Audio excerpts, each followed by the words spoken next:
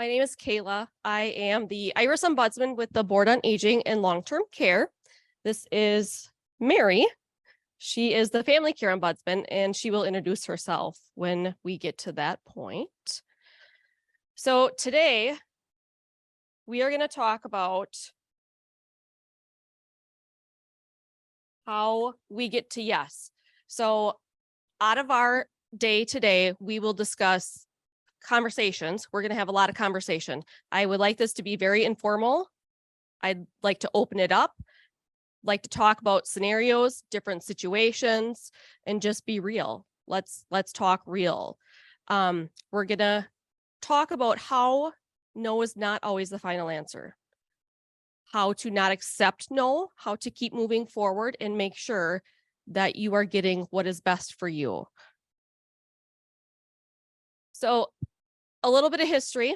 Iris is a home and community-based waiver service. We were founded, I think, 2008. So it has been around for a while. It is newer, but it is not new. So this is where people are directing their own supports and services. So it's built on the principles of self-determination. This is a link. You guys will be able to access that. So different kinds of calls that we get all sorts of calls as an ombudsman. Non-payment issues is a big one. Why wasn't my worker paid? How are they going to get paid? My worker didn't show up. I don't have a worker. Quality of care is a big one. Cost share issues. So we work with all sorts of different types of agencies to get through all of those issues. So one of the things that we're going to talk about is when somebody gets told no, it's not always in writing. Sometimes it's verbally. Sometimes it's just through a conversation. And there's a lot of denials. Sometimes, like I said, in writing, not in writing. So what do we do? What do we do when you're told no? Does anybody tell me what you do when you're told no? Anybody? Try again. You let it go. Perfect. You let it go.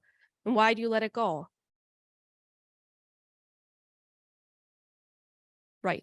Right. Busy with daily cares? Right. Yep. Anybody else? So you might be busy, right? You might be exhausted. You might be tired. You might be cranky. But it's not always the last thing. No. So when you are told no and you really need something, you might be pushing and saying, I need this. And when they say no, the best thing you can do is ask for it in writing. When they say no, say, okay, why? Why no? And then you say, well, can I have this in writing? Please. So once we get that no, you call your IC. You call, what else? Who else are you going to call when they say no? Anybody? DHS. All right. APS. Yep. Right. So as ombudsman, we are here as advocates. We are here for the people. We are the voice of the people. We are here to listen. We are here to help. So as the Board on Aging and Long-Term Care, we serve those that are 60 and older.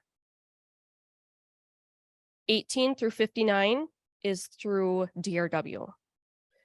So when you call us, we are strictly here for you. That no, when you call us, we can do many different things. Sometimes it's a matter of, we called you, we want to talk, we're talking, and we say, well, all right, look, here's the next step. Would you like us to do this? And if they say no, that means no. And sometimes we're really just here to listen. We can just listen, and that's okay. We need full consent from the person before we do anything. So it is always in the participant's court. So you call us and you say, all right, DHS said no. So what are we going to do? Can you help me? All right. Let's take a look at that. Let's go through that, right? So we go through it and we will help you to file that appeal. So you will get something called a notice of action saying, nope, denied, not happening, right? So we will help you go through that appeal and we will file that with you, for you, however you want us to do that. So what we do then is we get your permission and then we get records. Once we have those records, we're able to look into those records and help you with your case. Then we dig into it a little bit deeper, and then we go and I would say, negotiate and try to get you to a yes. That's really what we're here for. We're here for the people. Sometimes we don't always get to that yes. So sometimes when we don't get to that yes, we have to go to a state fair hearing. And that happens. It happens sometimes. So what we can do for you then is be there to support you. We will be there to support you. We will help you get through that appeal, through that hearing, and we can advocate for you on your behalf. Has anybody had any experience with that? Yes? Yep. Can you tell us a little bit about how that went? The appeal was not very useful. The appeal was not useful? Or the appeal and the hearing was not. It wasn't? No. Okay. Yeah. Did you call your ombudsman? Yes. You did? All right. So it didn't turn out in your favor? No. So did you accept no when it was done? I just left them at agencies. Switched agencies. Okay. You switched to Iris. Okay.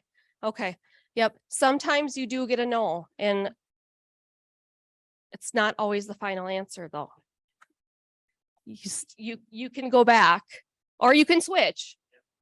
Yeah. So really we are here. Go ahead.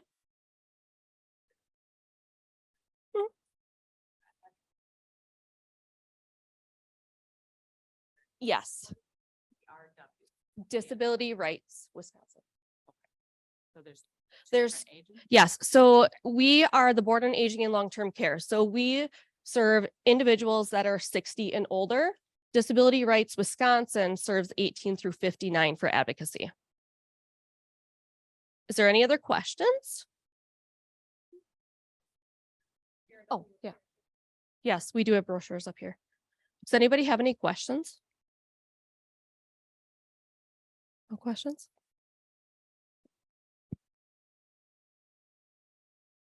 Oh. Release of information. Yep.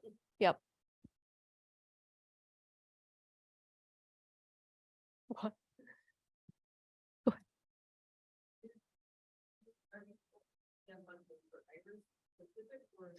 Yes, so I am the Iris ombudsman specifically just for Iris, and then Mary will talk about what she does.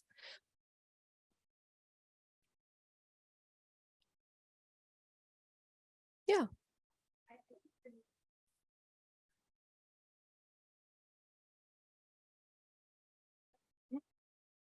Mm-hmm. Mm-hmm. Yeah. Right.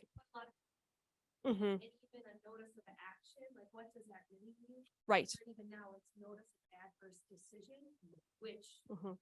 I think that that's something that we all need to consider and look at. The plain language. Like, Mm-hmm. how, Mm-hmm. right, how long are, Mm-hmm.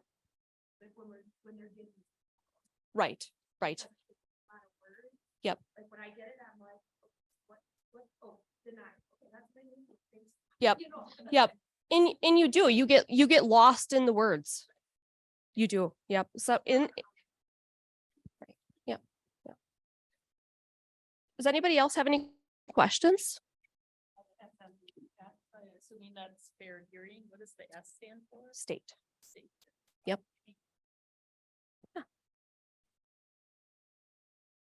If you have a hearing, do you sometimes get like multiple hearings as with any other court case? Or is it just, Normally, it's one hearing per notice of action. okay. Does that help? Does that answer your question? Yes. Any other Iris questions for me?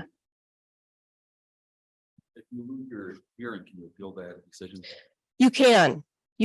At that point, as an ombudsman, we have to step back and then it goes to the next level. But you can appeal. You can appeal it. The next level. A rehearing, after you are denied, you take it to the next level. Yeah. If a request is denied, aren't they automatically for Iris supposed to send a notice of action? Hmm. Why should you have to? Hmm. Not one, even though things have been denied, so just kind of curious, what are rights? You're supposed to. You are supposed to. Oftentimes you're told no, and you're just, all right, no, yes. When you're told no, you ask for it in writing. They are supposed to send one. Doesn't always happen. You can ask for it, just write it down. But a notice of action is something that you would get then, yes, absolutely. You're right. It's most times you're probably just told no. Or you don't have the money for that. It's not in your budget. Why do you need that, right? Yeah, yep. So ask for it in writing. That's important. Talk about budget amendments and how it's been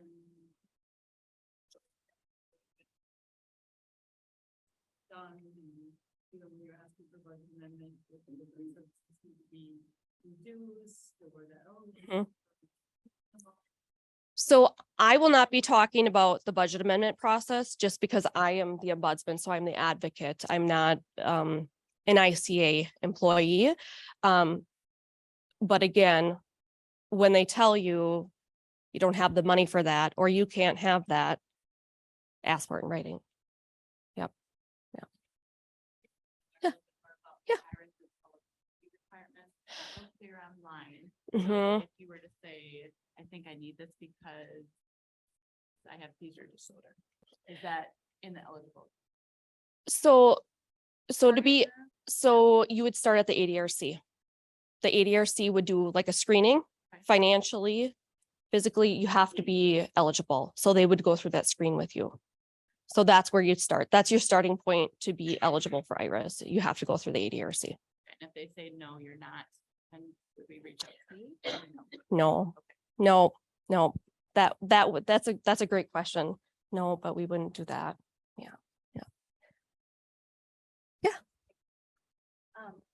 If in an instance like that, when a person isn't participating in IRIS or a member with one of the MCOs, can an individual reach out to just DRW as a standalone resource if they're denied a Medicaid service or an EOB, or if you're not participating in the program, can you go to DRW or the Board on Aging, not through ombudsman programming? So I can't speak for DRW, but most times, all the time, they need to be an IRIS for us. General questions. So if you go to the ADRC and they're like, well, we can't tell you that, you can call us. Anybody can call us. We're open to anybody for a conversation. But as far as assisting things, it's got to be an IRIS participant for us, for my role. Any other questions? Great questions.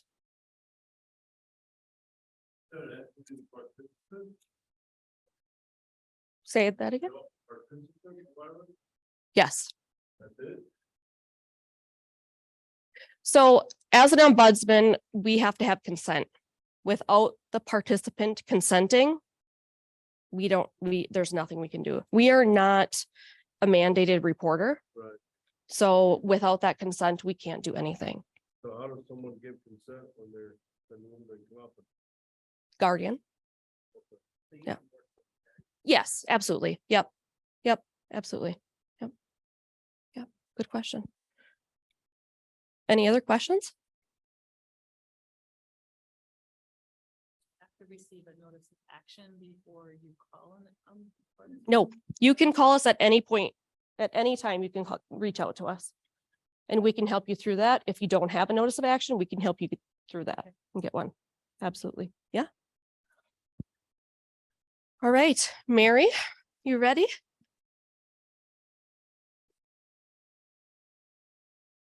All right. So.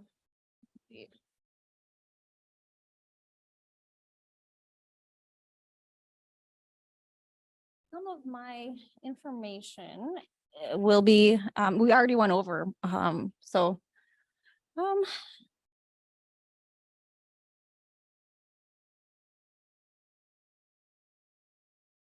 I'll start out by explaining the ombudsman.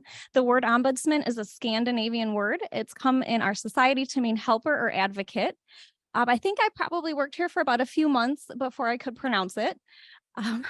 So a lot of people hear that and they're like, what the heck is this ombudsman? But it's just means an advocate. So this information here is taken from the website for the Department of Health Services. Like we kind of just touched on a little bit earlier, if you are functionally and financially eligible, then you can choose to pick either the Family Care Program or the IRIS program.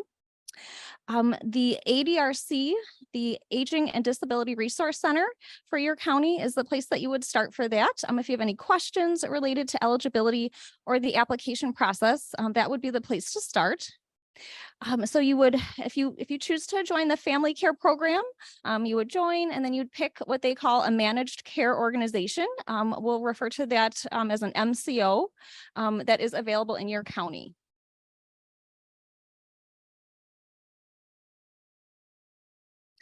Some participants may choose to go with the partnership program.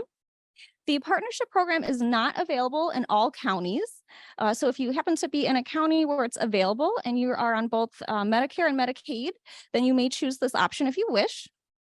The benefit packages are very similar for family care and partnership. There's some slight differences. There's some differences in the terminology, and we'll go into that later. The goals are very similar. Community living and choice are pretty basic tenets of both programs. Oh, I'm sorry. No, thank you for stopping me. Thank you. No, yes, I will try to slow down. Just let me know if I'm doing anything crazy or anything. Is there another question from anybody? Okay. So one of the main differences as far as the partnership program, the MCO has a contract with DHS as well as the Center for Medicaid and Medicare Services.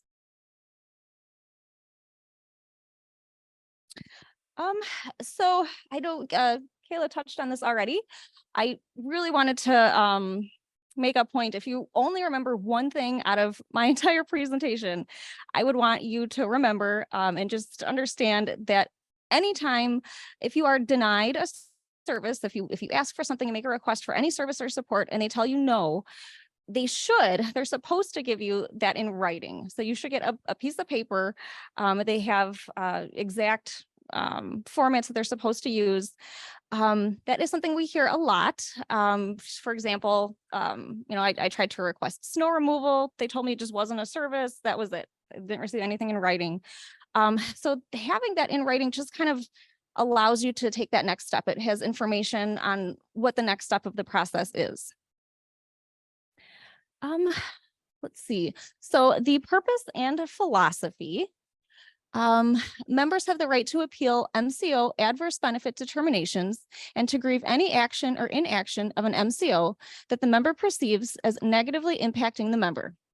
Members are encouraged to attempt to informally resolve their issues before filing a grievance or appeal. Grievance you can file at any time. So we'll go into more detail on the differences between the two.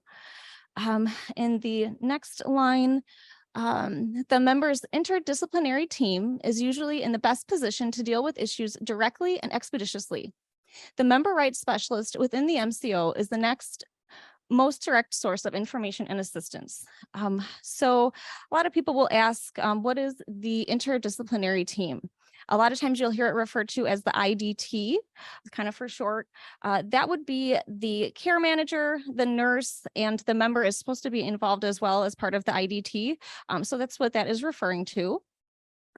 Let's see, usually the IDT is the best place to start for any questions or any new request. They would discuss the request, the reason why you're making the request, how the service would benefit you. You're allowed to provide any information that you think would be helpful. They may ask questions to you. You're definitely welcome to ask questions to them.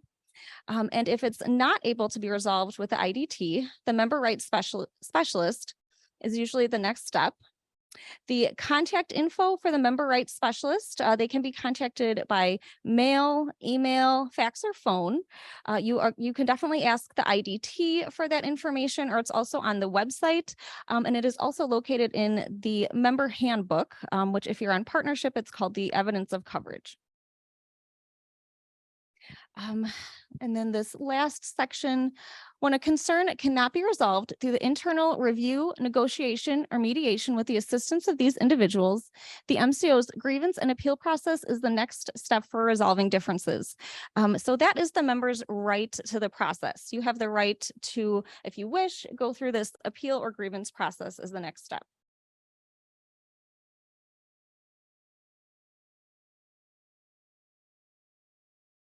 All right, some additional rights that the member has in the grievance and appeal process. A member shall have reasonable opportunity in person and in writing to present evidence and testimony and legal and factual arguments in an MCO grievance appeal or state fair hearing. Basically, you are allowed the opportunity, if you wish, to share any information that you think might be helpful to your case. You can share information verbally. You can share information ahead of time, any documents that you think might be helpful. You're welcome to send in any information ahead of time. And just any information that you think might be helpful to your case. That is your opportunity to present that information. Let's see here. The member has the right to access their case file free of charge and to be provided with a free copy of their case file. This includes, among other things, medical necessity criteria, evidence considered, relied upon, or generated by the MCO in connection with the appeal. So you can definitely ask for all of your records, whatever records you think would be helpful, and they do have to give you that in a timely manner, free of charge. So the next section here, overall policies and procedures continued, cooperation with advocates. MCOs must make reasonable efforts to cooperate with all advocates as member has chosen to assist the member in a grievance or appeal. Cooperate means, among other things, to assure that a member who requests assistance from an advocate is not subject to any form of retribution for doing so. A lot of people have a lot of fear reaching out to myself, our agency, or anybody really.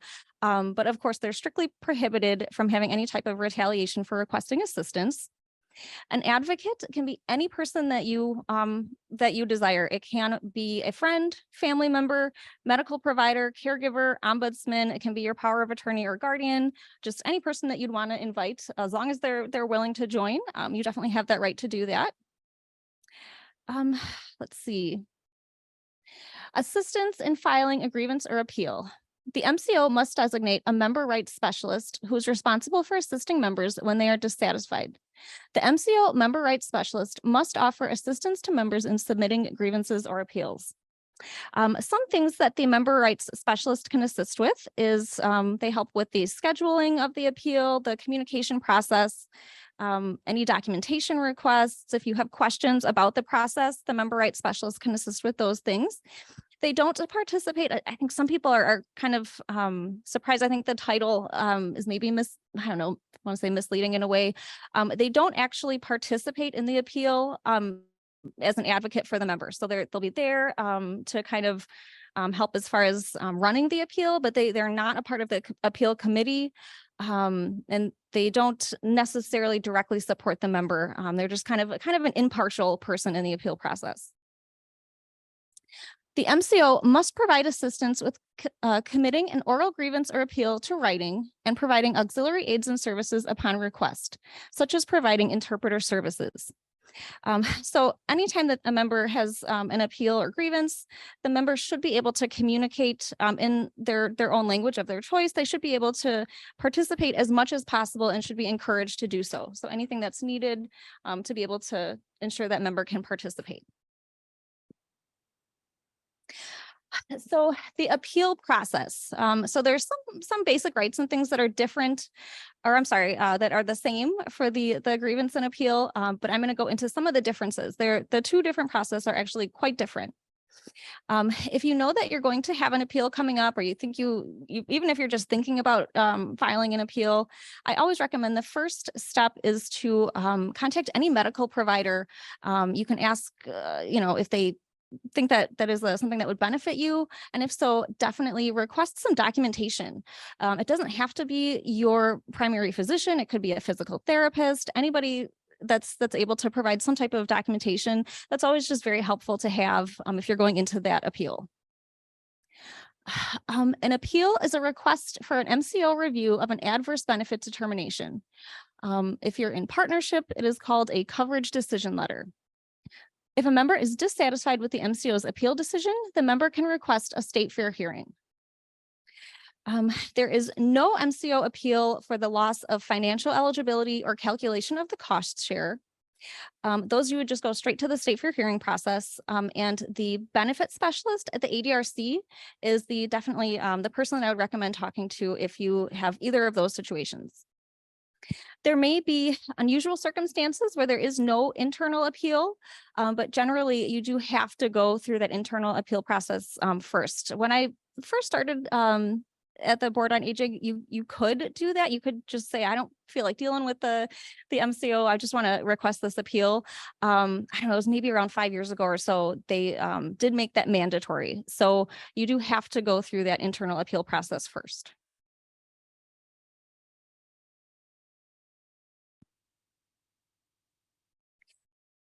When you receive the denial paperwork, there'll be instructions on how to file an appeal. It'll include the contact info, where to request the appeal, how to do that.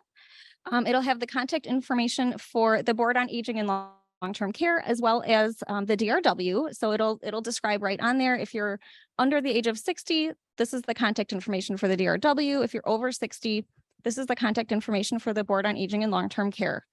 It'll also have information on your rights, why the service was denied, and information on the timing. Once you receive the notification, you have to pay close attention to the deadline to file an appeal. There's two different deadlines. So it's a little, I don't know, it's a little bit tricky, but it'll say on your individual paperwork which options you have. If you would like to continue receiving benefits during the appeal process, there is a different time frame. You have to get your request in much earlier. If you do not want to continue the benefits, you have up to 60 days. If not, if you have something that you have already been approved for and you want to continue that, it's much earlier. So for example, if you were receiving just a random example, 45 hours of in-home care per week, you've had that for a while, you think that's working well, and the team gives you a adverse benefit determination. They let you know that they're going to be reducing your hours to 30 a week instead of 45. You have that option, if you get that paperwork in time, to continue at that 45 hours a week through the entire appeal process. So it can take several months sometimes if it has to go through the state fair hearing process. It all the way until you get that final judge's decision, you get to maintain those 45 hours. If you miss that time frame, if you miss that, you can still file it by that 60 days. You can still go through the appeal process, but your hours would be lowered to 30 hours a week during that process. So it's very important to remember that there is a different time frame. Let's see. anytime if you want to file an appeal, you can do it orally or in writing. I definitely recommend having it in writing. Email is fine, just to have that documentation that you did make that request, and have the documentation of the time frame, just in case you may need that.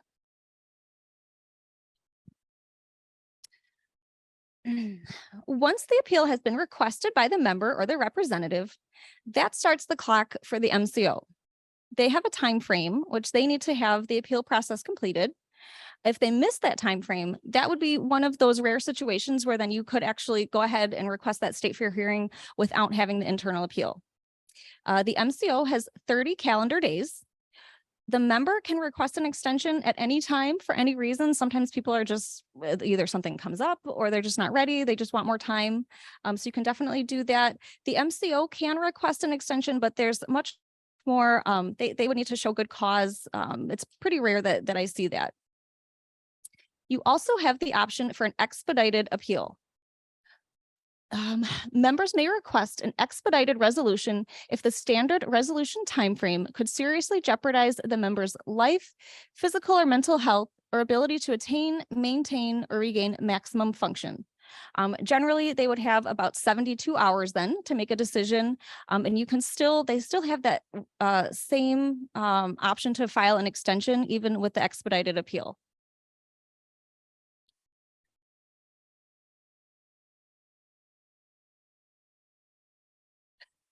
So before getting into the content of the appeal resolution decision, I'll just talk a little bit about what happens at the appeal. So you'd start out, you'd schedule a time that would be convenient for everybody. They're usually done by phone, but you can request an in-person appeal if that's your preference. So the member or their representative or both can participate. You're welcome to invite any person that you'd like to participate. Usually the member rights specialist and the IDT are on the line. It's not really set in stone. It may be a supervisor as well. So somebody that would be able to represent the MCO. And then there are people that are the appeal committee. The appeal committee is comprised of MCO staff that are not related to your case in any way, as well as one member or representative as well. So they would make that final decision then after hearing all of the evidence provided. Both sides have an opportunity to provide evidence. You can ask questions. They're usually, maybe a 45-minute call or so, and then you usually get the decision fairly quickly. After the appeal decision after the appeal takes place, the member will receive a decision in writing. For a decision not wholly in the member's favor, the notice must include, among other things, the steps a member must take in order to pursue the next level of appeal, how the member can attain assistance in pursuing the next level of appeal, and how to request the continuation of benefits.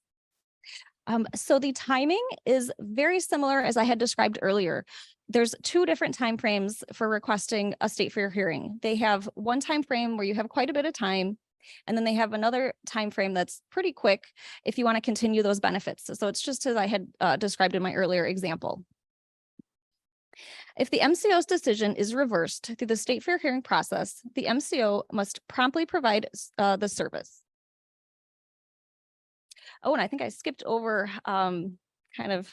skipped over there the state fair hearing process. I was just going to describe that a little bit as well. That is actually a lot easier than most people think. Most people are expecting going into a courtroom and have the judge with the gavel and think it's very, very scary, but it's actually not too horrible. It's done by phone. So you call, a lot of times people will want me to go meet them at their home. So wherever people, if they want me to meet you somewhere, I can definitely do that. You're welcome to have any advocate join. You can send in any documentation ahead of time. You just send it into both parties. So anything like a doctor's note or any written statement that you might want to provide. Both parties have the opportunity to present evidence.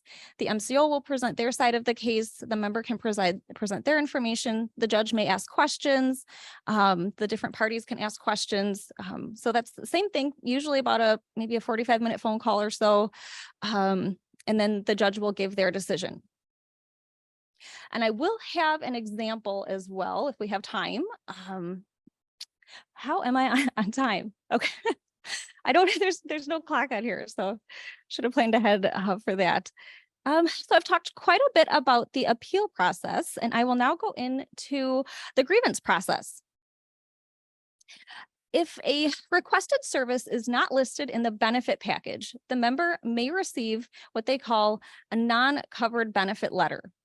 Instead of appeal rights, it'll describe your rights to file a formal grievance. A grievance is an expression of a member's dissatisfaction about any matter other than an adverse benefit determination. If a member is dissatisfied with the MCO's grievance decision, the member can request a DHS review of the decision.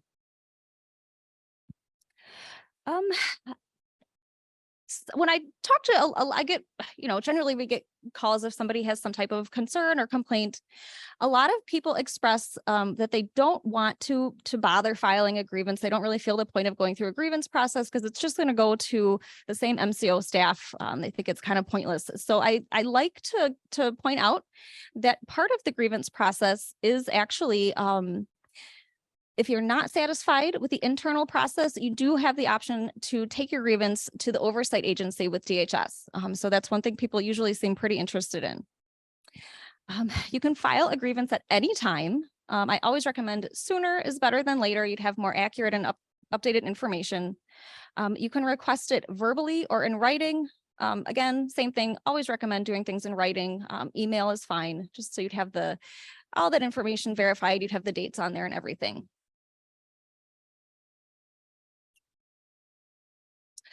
The MCO must acknowledge in writing a receipt of each grievance. They must mail or hand deliver this within 5 business days of the date of the receipt of the grievance. A grievance that cannot be resolved through internal review, negotiation, or mediation must be reviewed by the MCO Grievance and Appeal Committee. So that is just part of the process. As long as the member is in agreement, they will try to, or they're supposed to try to resolve things informally without having to have the grievance. So that'll be usually part of the process. And then they are required to definitely have that formal grievance, give you that response in writing, and that gives you the opportunity then to request a review from the oversight agency. Just some information on the timeframes. One thing that is different between the Family Care and Partnership Program, with Family Care, the MCO has 90 days to give you a decision. With Partnership, they have 30 days. And then they have the same process as far as requesting extensions. By this deadline, the MCO must give a written decision. It must include the right to request a department review and how to do so. This is how the member can request a review from the oversight agency. It's much easier than the state fair hearing. There's no hearing or anything like that. They have instructions on the letter. You can just request it by mail, fax, or email, and they will review all of that information. It gets reviewed by Metastar, and also DHS as well reviews every single grievance that comes through. So I have a couple case examples that I wanted to share. I'm going to open it up for questions if anybody has anything that they've thought of.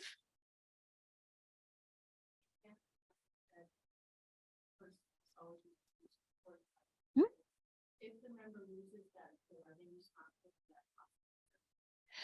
That is a tough question.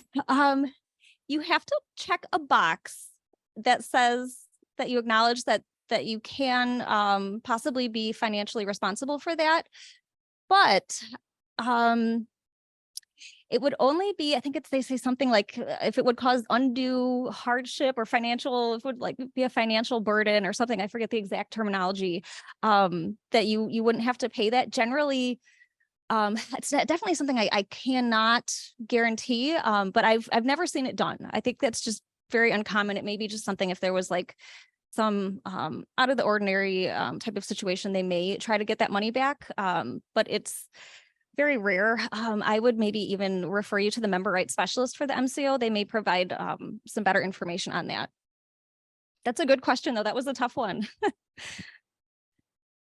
Let's see. So I have my first case example.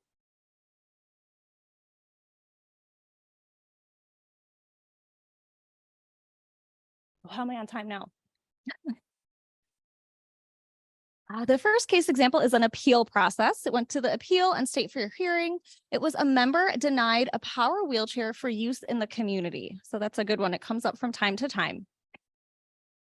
I was working with this member and his caregiver about something completely unrelated to a wheelchair. Just there was a lot going on with his case, and was working with him on a few other things. I happened to be on a phone call with his caregiver. And she kind of mentioned in passing that, oh, the team said he couldn't get a wheelchair because he can't use it in his home. So I kind of stopped her and said, oh, I just want to, just want to mention that, they can give wheelchairs for use in the community. And she's like, oh, okay. And then, wasn't much. So she brought that information back to the member. And the member really wanted this power wheelchair. He was a lot of difficulty with just physical things, and really wanted that access to the community. That was very important to his life. So the member had already requested an appeal previously. He was already given, or I'm sorry, he requested the item and was given a denial previously, and did not request an appeal because he basically was told, we just do not cover that, that's our criteria. We do not ever cover wheelchairs to be used in the community. Since you can't use this in your home, that would just be impossible. So he had to make another request. So you're definitely able to do that. If you feel like making another request, you can request the same item again. So he made another formal request for this power wheelchair. The team gave him a denial. He got this in writing, asked for the appeal, and that started the time frame for the appeal process. One thing I thought was interesting, as part of the appeal process, as long as I have consent, I generally get quite a bit of information. I'll get a bunch of documents and stuff, so I like to look things over. And I noticed in review of the documents that the MCO staff referenced Medicare criteria. They mentioned it several different times. Sometimes they directly said, we use Medicare criteria. And other times they just referenced it and saying, we only approve wheelchairs that are used in the home. One of the basic tenets of the program is to encourage community integration. Unlike Medicare criteria, the federal HCBS waiver allows for the coverage of services and supports that are supposed to support the member to be an active member of the community and reduce isolation. So we brought all of this information forward to the appeal committee. He had a doctor's note and a physical therapist note that said that he was safe to use the scooter. They approved it. They said it would be a good idea. Explained during the appeal that the family care benefit package extends beyond the Medicare coverage. And unfortunately, we were denied at that internal level. So went ahead and requested the state for your hearing. I met with a member. He signed the form to request the state for your hearing, sent that in on time, gathered some further information. I took some pictures of just the entrance to his apartment to show where he'd be able to go in and out. We had the state for your hearing. Once you make the request, they'll mail you a document. It'll have the date and time. It'll have information on where to send any documents if you want to send in any information. And it'll have where to call if you need to reschedule. That happens quite a bit. People will either have just they want more time, they're not prepared, or they'll have a medical appointment or something like that come up. So you can call and reschedule if you need to. And they have information on how to request a withdrawal. So after reviewing the information with the member, we sent in all supporting documents. I joined the call for the state for your hearing. We're also able to make an argument that it was cost effective. That's always helpful. If you ever have an appeal or hearing, we argued that if he had this power wheelchair, he'd be able to go out into the community and would not need to rely on paying staff. There's a couple different appointments that he could get to that were close enough to his house, as well as things like grocery shopping and things like that. So I did a breakdown of, this is the number of hours per week that he would probably not need anymore. This is the amount this caregiver gets per hour. And then over a few years time period, actually it was cost effective to get this scooter, or I'm sorry, the power wheelchair. So that we were successful. He was able to get that power wheelchair to use in the community. So he was very happy about that. And that is it for that. Did anybody have any questions on that first example?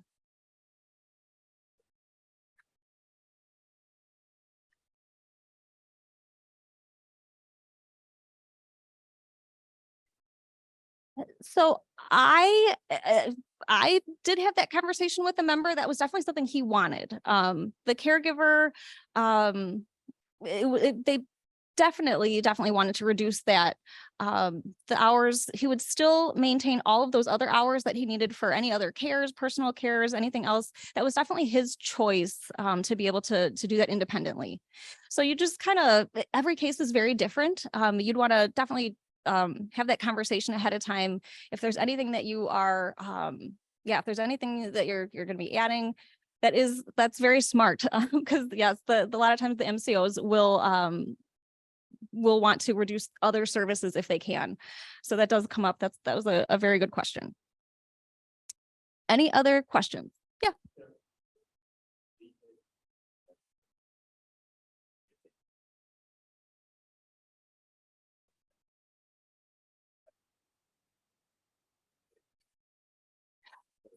Is there information on our website regarding the services?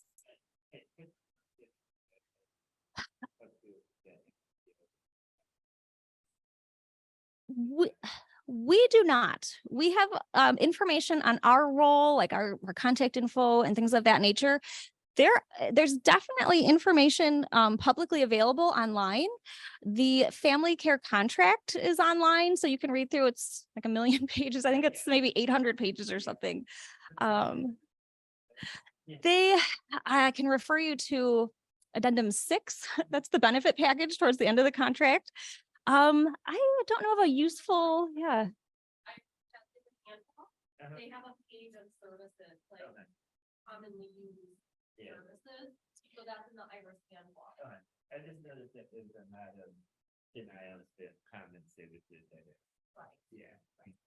That is a good, yes, that was a good answer. In the handbook, they do have that information. And then at the partnership, they call it the evidence of coverage.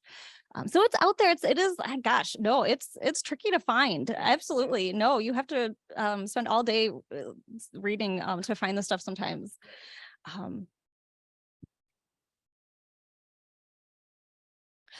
So my next example is the grievance process. So I wanted to give you an example of each.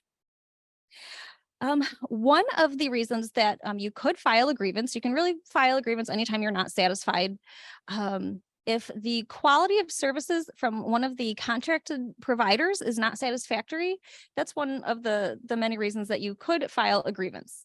So a lot of times I get a lot of those complaints. In this particular one, it was transportation, but it could be any provider. The caregiver staff was not doing what they were supposed to be doing. So that is definitely something you can do. It just gets a more formal process. It gets something where it is reviewed then by the oversight. It goes on the record to make sure that ideally, I mean, really the goal is to make sure that doesn't happen again to others. So every MCO is different. Some of them do, for this example, I have the MCO met virtually. We had several conference calls prior to this grievance. So the member made the requests for the grievance. They held, maybe 3 or 4 conference calls with a number of staff. Took a lot of time trying to resolve this without having to go through that formal process. Not all MCOs will do that much prior, but so they're all different. It's definitely optional for the member to participate in all of that.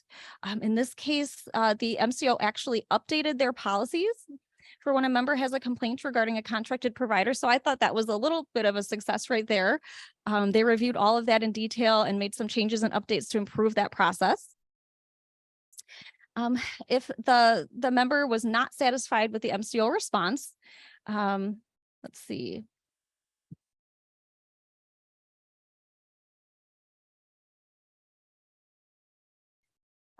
So they'll give the member a response in writing. It'll have information on why they made their decision, and it'll have information on how to request that DHS review. It has the timeframes. It has numbers you can call with any questions. Basically, you have 45 days, and you just need to. You can call. I think you can do email, call, fax, mail, and it has all the contact information on that document. You just have to send them a copy of the notice that you received after your grievance.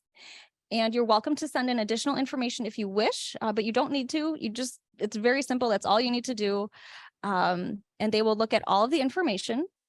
Every grievance is reviewed by DHS. And that, unfortunately, that's kind of the last step then. You don't have that option to go to a state fair hearing. You don't have the option to go before a judge or anything like that. I did have actually this client requested a conference call with the staff at DHS, and they did actually deny that. So they said you can send in any information, but there's no process to have any type of formal call. So then she got her decision, and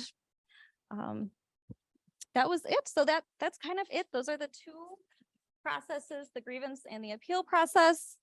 Yeah, so we'll open it up for any questions. Yep, go ahead.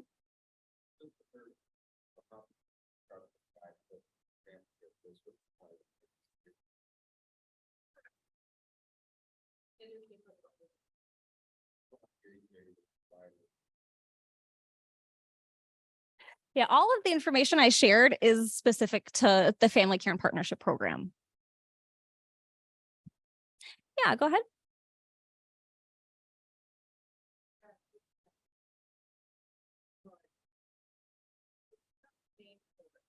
I typically don't get until I ask for it, and I like to see it after get it started. Good. Yes.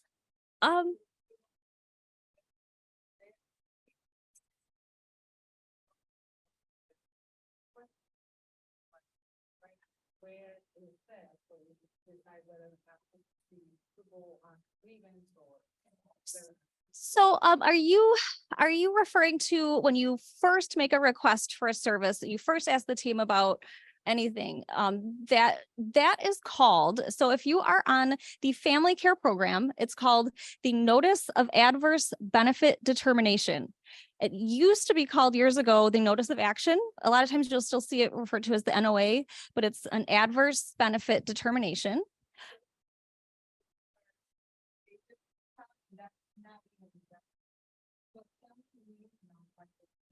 Oh, let's see if I can go. It's in here on one of my first slides.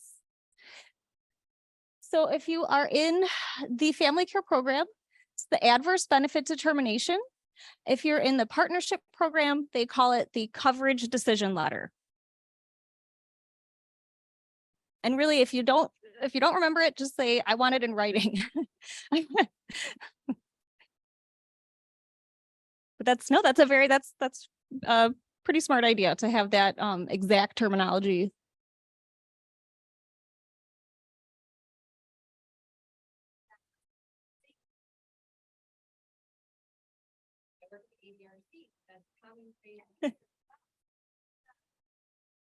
What's the movement out there? And I just say, tell someone, for now, even Monday is required to provide. And what we just made individuals about how to know when not to be advocating with every society. And that example, that clearly is in the benefit package, and I think lots of people are just letting it go. See the best answer. So, I mean, that's something when we're in contact with either the MCO management, the DHS staff, the DHS management, that's something that is discussed. So it's hard to, just this presentation, I guess that was my goal. I want people to come out of here knowing, you should get that denial in writing. It's, I'm trying to get the word out there. I don't know if there's anything specific that I'd say, if there's I don't know, if like a movement, just continuing to provide that education.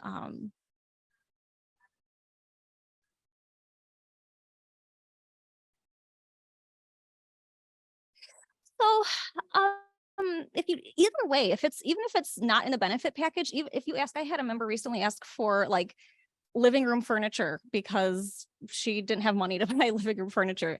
Anytime you ask for anything, they should always give you the response in writing. So you can specifically request it. If they refuse, if they just say like, we won't do that, you can either talk to the team supervisor, the member rights specialist, or you can reach out to the ombudsman, try to get that resolved.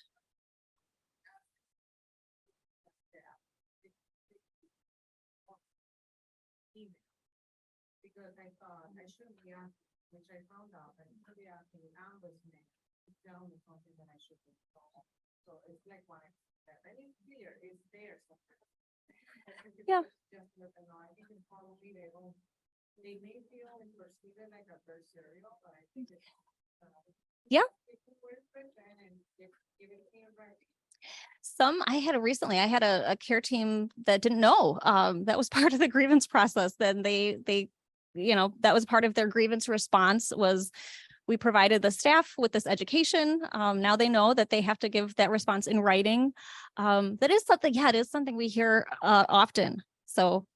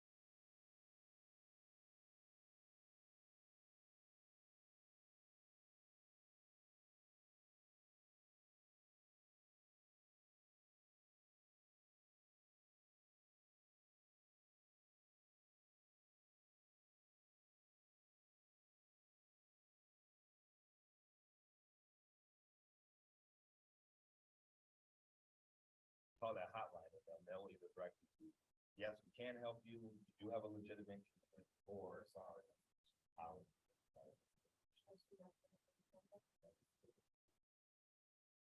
So Metastar, so this is just for family care. So that was that question I think was related to Iris. In family care, you used to be able to at one point, I think years ago, make a grievance directly to Metastar. You could call and they're contracted with DHS, and you could do that without having to go through the internal process. And that has changed. So now we actually tried it. I tried it about maybe 2 years ago or something. And they said, no, you cannot make a complaint. You have to go through that informal, an internal process first.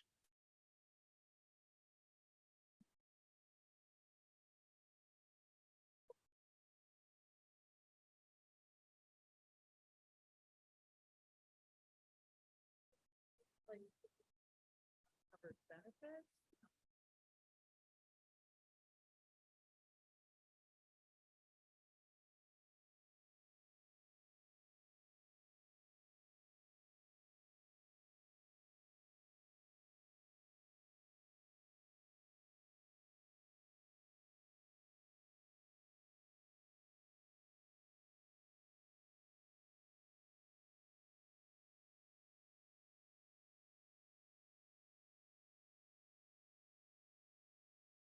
Is there a point where like it's uncovered, so we don't need to do a notice of action? And is that not too much yet? Or not? It should be right. Yeah, they should always, no matter what you ask for, if you ask for like just something totally crazy. Yeah. You ask for, yes, that's just the process. And then, so that is a good question. I meant to touch on that. For family care, sometimes it does come up where there's a little bit of a disagreement if this is something where you should get the option to file an appeal or the option to file agreement. Sometimes the MCO will say, no, this is not in the benefit package. We're going to give you this letter if it's a non-covered benefit letter. But it's something that we think, or you know, the member might think is something she should be able to appeal.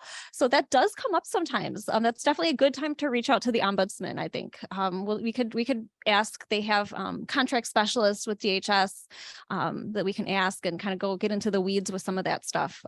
Does come up from time to time.